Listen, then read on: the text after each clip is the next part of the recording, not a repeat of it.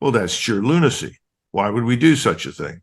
But then again, the notion that we should be involved in anything that happens in eastern Ukraine is lunacy. You've got to go back over 25 plus years to discover the roots of all of this. And while it was very obvious, certainly by the year 2000, that the continuous expansion of NATO towards the Russian border would be met with extreme concern, if not real hostility by the Russians.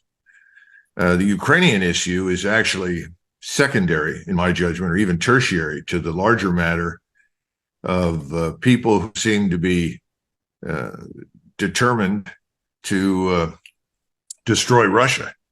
And that's a minority of these globalist leaders that we have both in Western Europe and at the moment in Washington. Globalist is only a partial description. We also have these people that call themselves neocons or neoconservatives. They're nothing, there's nothing conservative about them, and really there's nothing new about them. They're internationalists with a global military hegemony agenda. And I think these people hijacked control of our foreign and defense policy really in the late 80s, early 90s. Russia demonstrated remarkably to the entire world its ability to rapidly recover from total oblivion. If we go back to the 1990s, Russia was in just a horrible, horrible condition. And population was demoralized, its armed forces were in ruins, and people in the West were quite happy. And large numbers of people from New York City and London, financial types, went to Russia with the goal of essentially stealing whatever they could get out of Russia, stripping it of resources, exploiting it, using it, buying up Russians, Russian politicians, oligarchs, and so forth, in order to gain access to the resources in Russia and strip them. All of this was ended by Vladimir Putin.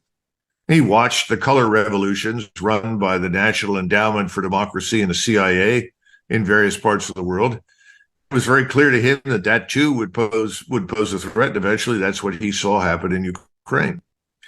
The elites in Washington who were interested in the same thing that they had been interested in the 1990s. And that was, how do we get at Russia? How do we strip it of its resources? How do we remove the current government and place something there instead that will do our bidding? Because that's effectively what we've managed to do wherever we've spent any time. We've managed to install leaders that were amenable to us, that would cooperate with us. And NATO itself, which was originally designed to be a purely defensive alliance, was transformed in the 1990s into this offensive instrument. And we dragged our European allies kicking and screaming in whatever direction we chose to move.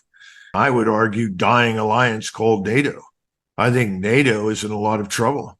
I think when you go behind the lines, you've got plenty of military people at the top of NATO that fall into one of two categories. Category one, they all want to be promoted and want to be advanced, and so they tell the politicians whatever the politicians want to hear. That's most of what we have. But then you also have a lot of competent professional soldiers who are saying, have you all lost your minds? We don't have the forces. We don't have the ammunition. We don't have the equipment. The United States has dragged Europe right into the combat zone in Ukraine and made it very clear that we expect Europeans to support this war in Ukraine to the last Ukrainian. In fact, behind the scenes, I think there's been a great deal of pressure to try and get Europeans to provide troops, provide air forces, provide navies to also fight against the Russians on the conventional level. I don't think that's been very successful, but no doubt it has happened. So this brings us to the point where we are now. And Ukraine is about finished. There's not much left.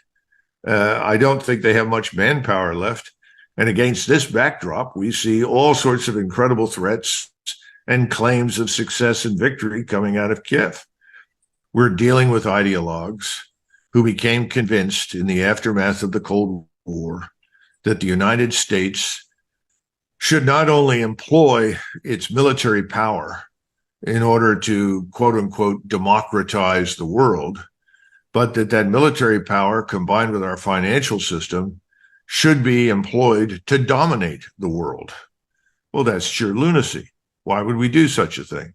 But then again, the notion that we should be involved in anything that happens in eastern Ukraine is lunacy. What can we reasonably expect if we continue on this road?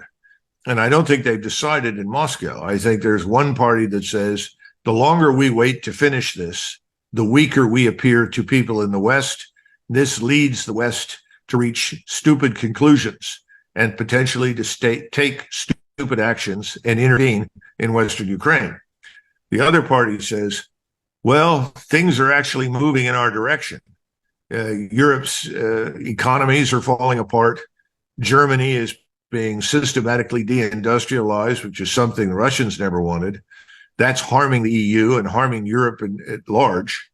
The populations, the electorates on the continent are turning against any notion of war with Russia. So perhaps we should wait a little longer and the broader atmosphere will change to our advantage. So those are the two sides. And I'm not sure which one is going to win. But I think there's a lot of strength right now behind the first party. And there are many people in Moscow that share that attitude. Enough is enough. Stop the nonsense. Put this to bed. Destroy this regime in Kiev. Because if you don't, the Americans and their allies will keep coming back and pouring more aid, more cash, more equipment, and more weapons into this disaster.